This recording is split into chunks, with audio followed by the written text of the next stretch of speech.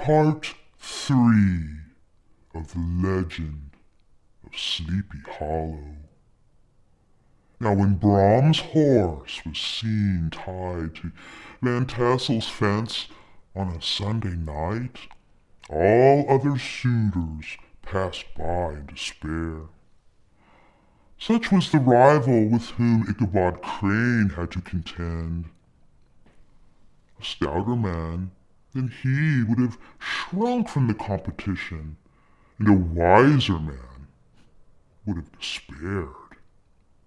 He had, however, a happy mixture of flexibility and perseverance. He was in form and a spirit a supple fellow, yielding but tough. Though he is bent, he never broke, and though he bowed beneath slightest pressure, the moment it was away, well, he was erect again, and carried his head high as ever. To have taken the field openly against his rival would have been madness. Ichabod, therefore, made his advances in a very quiet manner. As singing master, he made frequent visits to the farmhouse. He had nothing to fear from the interference of his parents, which is so often a stumbling block in the path of lovers.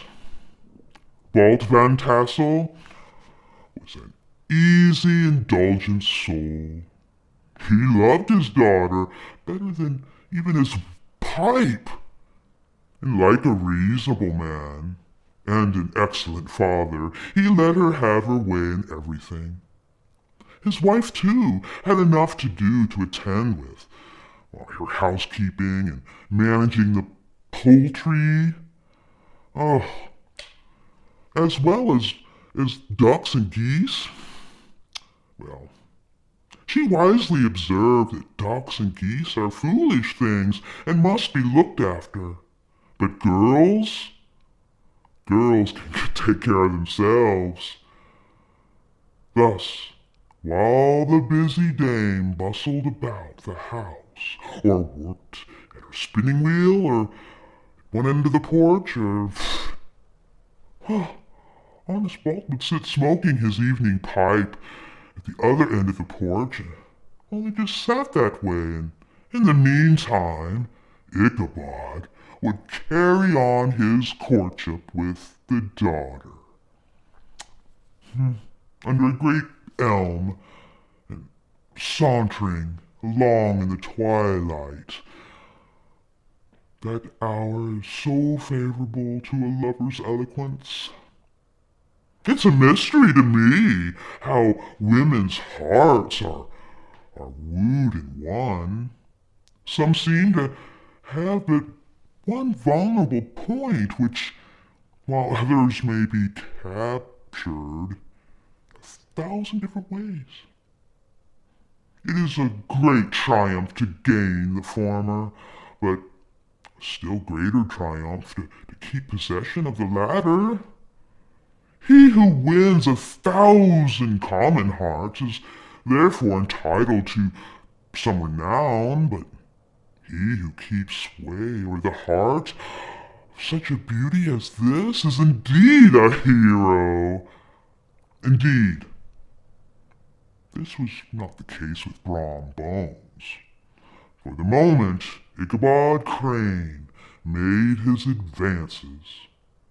The interests of Brom Bones declined. His horse was no longer seen tied to the fence along the fence lines on a Sunday night, and a deadly feud gradually arose between him and the schoolmaster of Sleepy Hollow.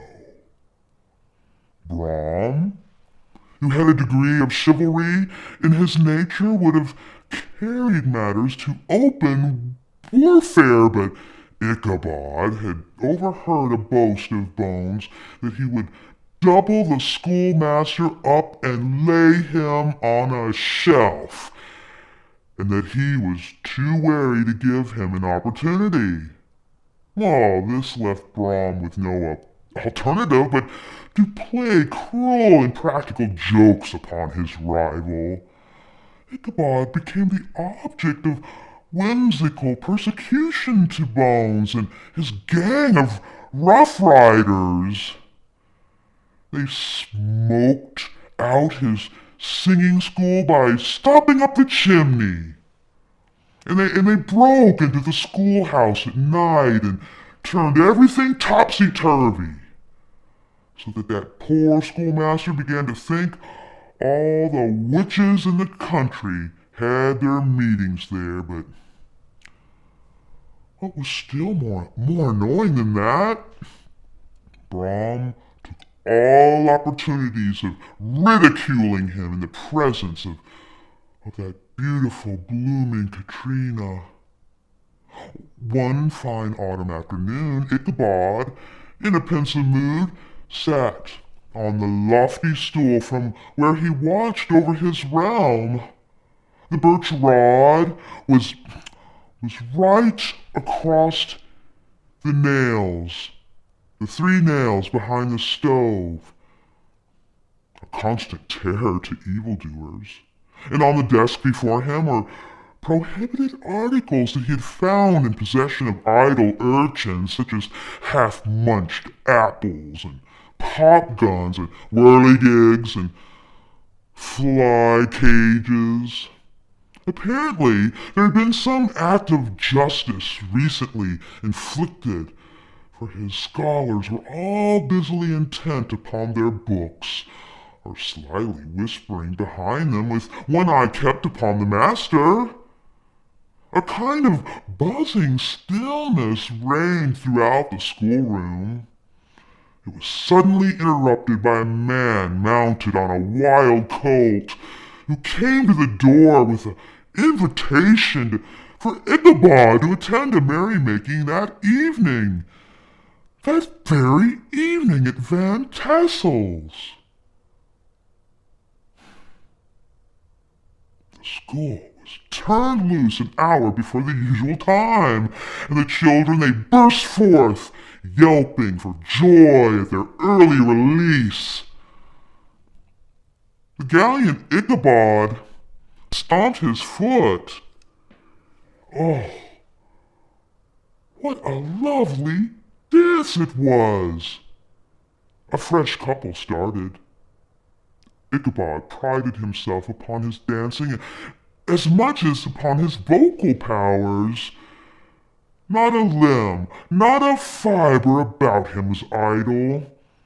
And to have seen his loosely hung frame in full motion and clattering about the room, why, you would have thought that Saint Vitus himself, the blessed patron of the dance, is moving before you in person.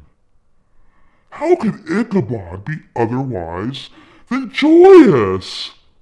The lady of his heart was his partner in the dance, and smiling graciously in reply to all his amorous ooglings, while Brom Bones, sorely smitten with love and jealousy, sat brooding by himself in the corner.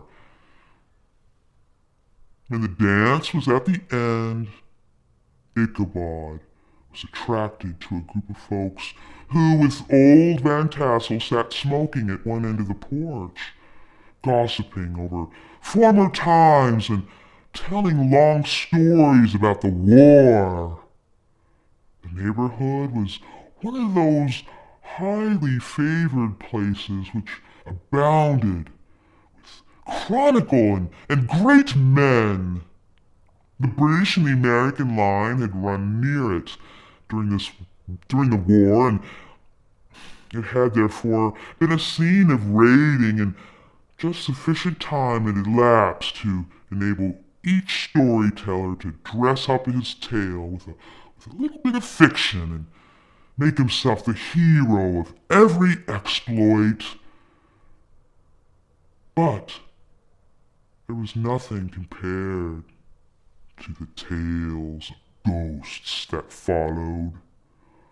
Local tales and superstitions thrived best in these sheltered, long-settled retreats. In most villages, the ghosts have scarce time to finish their first nap and turn themselves into their graves before their surviving friends have traveled away from the neighborhood, so that when the ghosts walk the rounds at night, they have no friends left to call upon. The immediate cause of the supernatural stories in these parts was doubtlessly owed to the vicinity of Sleepy Hollow. There was in the very air that blew from the haunted region an atmosphere of dreams and fantasies and fancies that infected all the land. Several of the Sleepy Hollow people were present at Van Tassel's, and as usual, their stories of wild legends, many dismal tales were told. About the wailings heard about the tree where Major Andre was taken. Mention was made of the women in white that haunted the dark glen at Raven Rock. She perished there in the snow and was often heard to shriek on winter nights before a storm. But most of the stories turn to that favorite specter of Sleepy Hollow, the Headless Horseman, who had been heard several times of late patrolling the country. It was said that he tethered his horse nightly upon the graves near the church. This church seems to have been a favorite haunt of troubled spirits.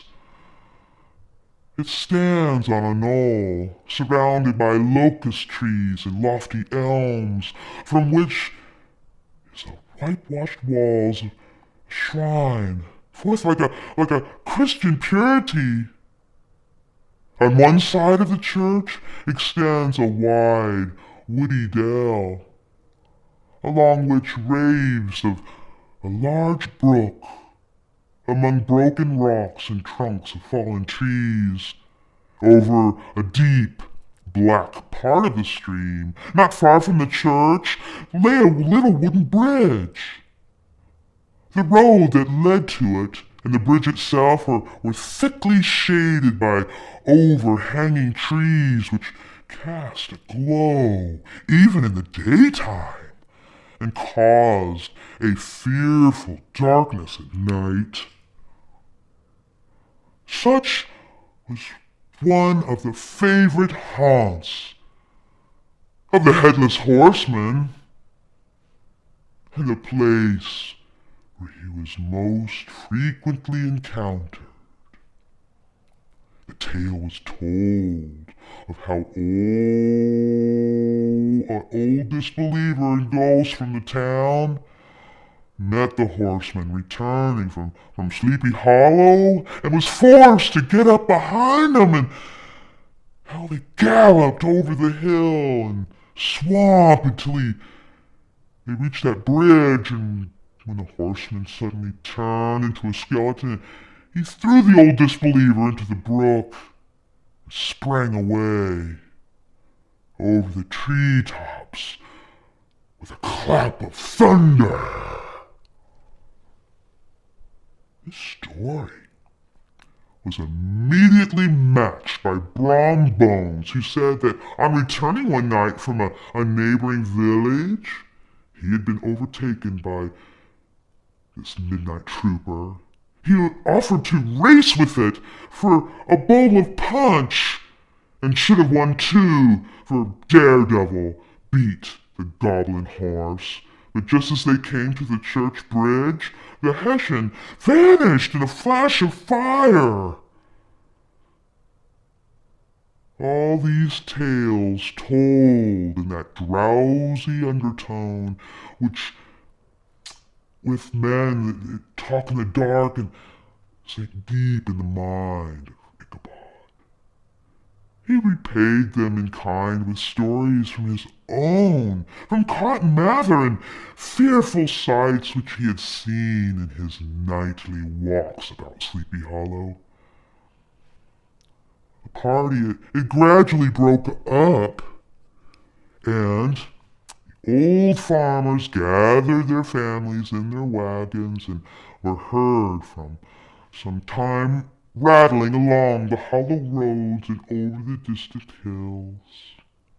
Light-hearted laughter, mingling with the clatter of hooves, echoed along the silent woodlands, sounding fainter and fainter, fainter, until they gradually died away.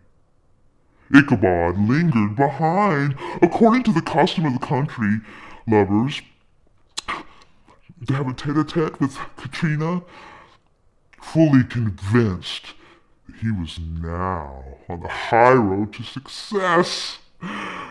Something, however, must have gone wrong. For as soon, I mean, God, it wasn't even like a minute. He was quite desolate. Was the girl's encouragement of him mere a sham to win her conquest of his rival? Heaven only knows. Without looking to the right or to the left to notice the scene of rural wealth on which he had so often gloated, he went straight to the stable and roused his steed. It was the very witching time of night that Ichabod, heavily hearted, traveled homewards. And that concludes Part 3 of Sleepy Hollow.